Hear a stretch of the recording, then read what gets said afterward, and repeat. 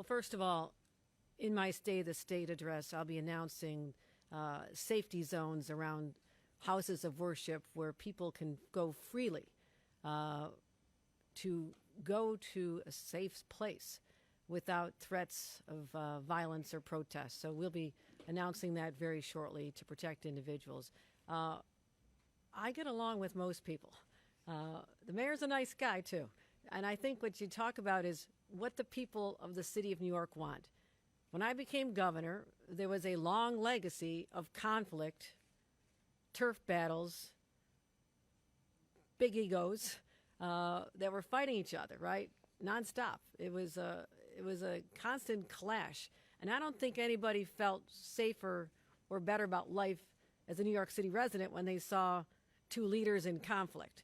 I took that lesson to my last 4 years, and I worked with Bill de Blasio successfully for a few months. I worked with Eric Adams, and I'm looking forward to working with Mayor Mamdani, because that's who I am.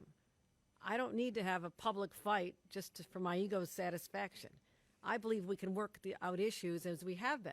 Even before the election, our teams have been talking nonstop.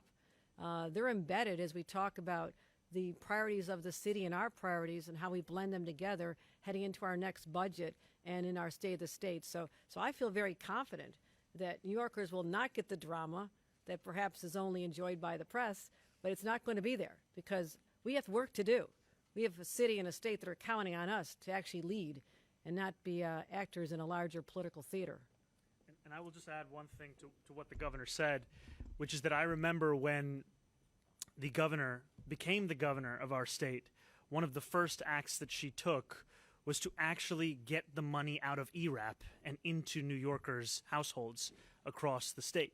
And to me, it was an example of what it can look like when the focus is on the work, the focus is on the results, the focus is not instead on continuing that legacy of conflict between City Hall and Albany.